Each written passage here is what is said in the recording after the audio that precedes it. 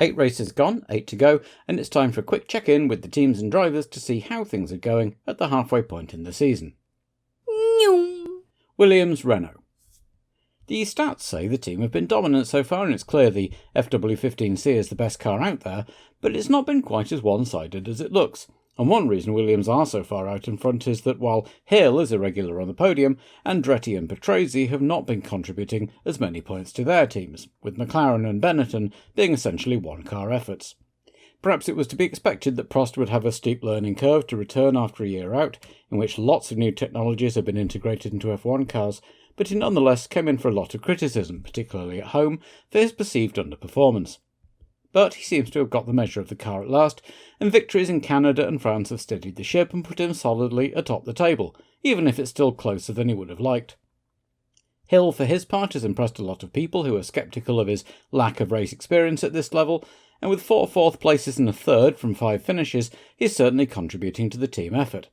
The British media, of course, would like him to be challenging Prost more, but that's a bit of an ask in what is, after all, his first full season of F1. Tyrrell Yamaha. Things have not been going well at Tyrrell. The Yamaha kiss of death is a well-established phenomenon at this point, though it actually seems to be the gearbox and transmission that's the weak point in terms of failures to finish. There is a definite drop-off in performance from last year, though, and with the same chassis and the same driver in De Cesaris, it's difficult to point the finger anywhere other than at John Judd's Yamaha-badged V10. It's the early days of a brand new engine, of course, and Judd knows his stuff, but if results don't pick up soon, it might be difficult to attract sponsorship for next year. The new chassis can't come fast enough, and a lot will ride on how much of an improvement it is. In the cockpit, Katayama has perhaps unexpectedly had the measure of his much more experienced teammate in qualifying pace, though he's still a bit error-prone, while De Cesaris seems to be slipping back into his old ways in terms of being a mobile chicane, even if he's not actively chucking it off the track so much these days. Benetton Ford. A mixed bag for Benetton so far. With the more advanced Ford engine, they might have been expected to be ahead of, or at least more on a par with, McLaren at this stage of the season. Obviously, Senna makes any equipment look good, but may see Schumacher as at least as good and with more of a hunger.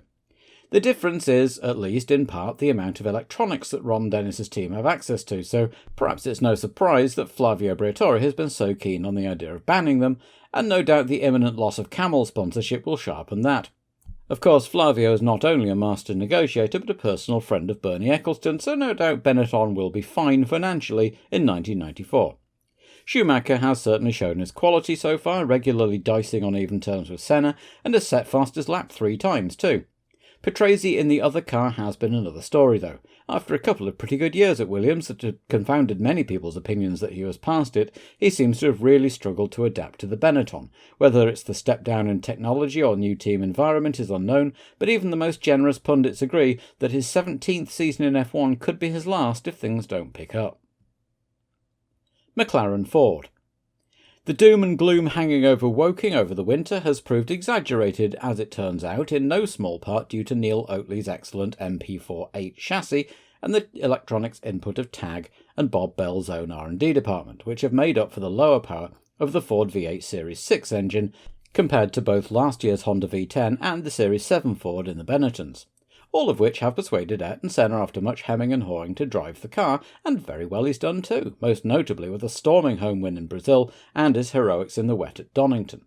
From Silverstone onwards, the team will have the Series 7 too, as Benetton move up to the Series 8, so still a generation behind, but every little helps. The much heralded arrival of Michael Andretti, on the other hand, has been something of a disaster. Some of it isn't his fault. The highly technical F1 car is very different from the simpler Indy cars he's used to. He's never had the chance to test in the wet, and he's just had his fair share of bad luck, but many think he's just lacking commitment, getting on the first plane back to Pennsylvania after every race rather than basing himself in the UK. Footwork Mugen Honda. 1992 was a season of unfulfilled promise for Footwork, but 1993 has been a huge disappointment so far. Things started well enough, with Derek Warwick nearly scoring a point on his return to the sport in South Africa, but his 7th place finish there has been the team's best result so far. The new car doesn't seem to have been that much of an improvement on the old one so far, though hopefully that will change with the introduction of McLaren's active suspension system. Warwick has just about had the advantage of Suzuki in qualifying so far, but in the last couple of races the Japanese driver seems to have got the measure of the car better and started running Derek a lot closer.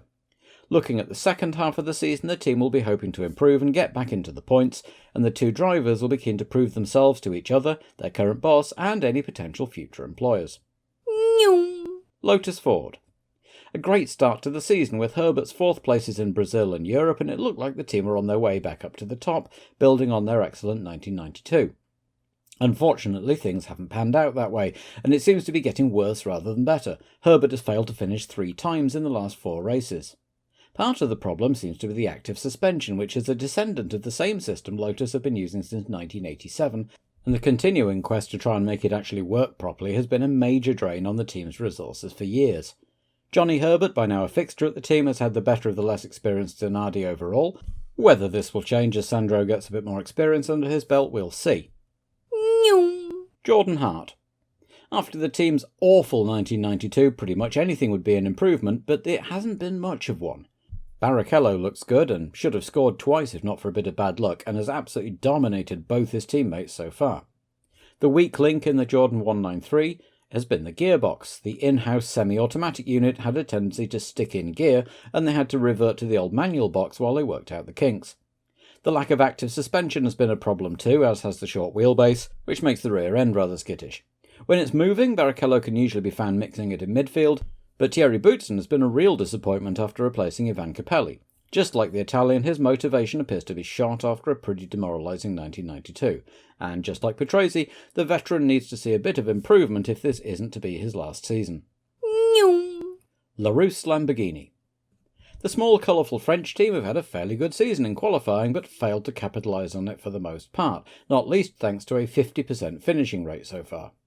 The team opted to take the plunge of building their own chassis for 1993 in the hope of attracting Peugeot as an engine supplier, and while they had to make do with those familiar old Chrysler Lamborghini 3512s this year, and Peugeot have been blowing hot and cold about whether they enter at all, things are currently looking up. Alio looks much better for his time away from F1, has beaten Comas in qualifying for the first 5 races, and has generally looked good value for his 2 points. Comas, meanwhile, has improved during the season, had the upper hand in qualifying in the last 3 races, and could have scored on a couple of occasions with a bit more luck. If they can improve the reliability and finish more often, they could yet have their best season. BMS Scuderia Italia, Lola Ferrari. If the team thought their 1992 was disappointing, it's had nothing on 1993 so far. The Lola chassis has been nothing short of disastrous.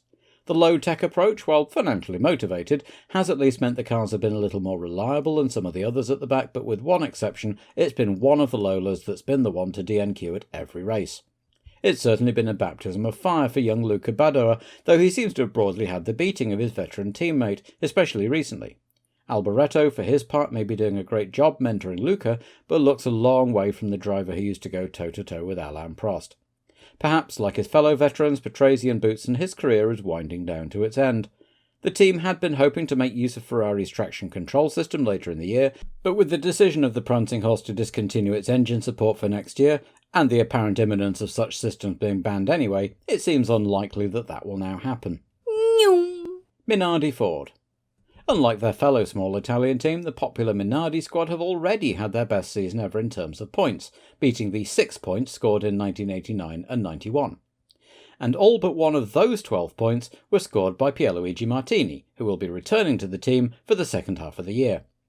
Like the Lola, the Minardi is relatively low-tech, but it's faster and more reliable, both factors probably down in no small part to the excellent Ford HB V8 over the heavier, less reliable Ferrari V12 they had last year. In the cockpit, Fabrizio Barbazza may have scored twice, but he's been somewhat dominated by Christian Fittipaldi, both in terms of qualifying pace and on-track performance. Whether it's that extra year's experience in the case of Fittipaldi or just bad luck, Barbazza does seem to have been more accident-prone. Ligier Renault. Another team that look almost transformed from last season. While there's a new chassis and 2 new drivers, it may also not be entirely coincidental that there's a new boss too, and a new atmosphere in the team. Guy Ligier can certainly look back on his years of success with satisfaction, but the last few years were characterised by infighting and a rotating door of senior staff. All of which said, Paul Cook and Gerard Ducarouge's JS39 chassis is clearly a major improvement on last year's JS37, making much better use of those Renault engines, allied with Williams' semi-automatic gearbox. In the cockpit, Martin Brundle has certainly shown that Benetton's decision to drop him was in retrospect not the right one. In fact, he's scored 9 points to his replacement's 4 so far. In the other car, Mark Blundell has continued demonstrating his promise with a podium visit on his first race since 1991, but he's also had more accidents. If he can cut back on that aspect, he's got the potential to go far. Ferrari. If things haven't quite gone from bad to worse, they've certainly not got any better at Maranello. Just as in 1992, Jean Alesi seems to get results out of the awful car by willpower alone, while Gerhard Berger has struggled more on his return to the team, which ironically may be the result of his tacit number 1 status, giving him first access to the new kit, meaning he's the one all the problems happen to. On the flip side, of course, Alesi's only finished twice, while Berger's got 6 finishes on the board, so it may just be that Jean's driving too hard. In either case, the incoming Jean Todt has a lot of work to do to restore Prancing Horse to what fans, media and owners fear to see as their rightful place at the pinnacle of Formula 1. But the fans and media in particular are not known for being patient while the team struggle, and if Jean Todt can't bring an immediate upswing in fortunes, his time there may be short. Sauber. After Jordan's impressive debut in 1991, Sauber had a lot to live up to, and they've certainly given it the good college try, their qualifying form being particularly good, with Wendlinger in particular only outside the top 10 grid slots once so far, 11th in France. Leto's had a tougher time so far. He seems to find the car more difficult to set up, and unreliability has prevented him from being able to show his race day pace. And that's the crux of the problem. Apart from that brainless accident in Monaco and Carl being taken off by Andretti at Donington, it's either been the engine or the gearbox every time. Ilmor are reportedly working on a whole new engine to replace the essentially 1991 spec unit they're operating now, and they still have Mercedes backing despite the Stuttgart firm deciding to keep them at arm's length for the time being. But if they keep on looking this good and get some more results on the board, that could change.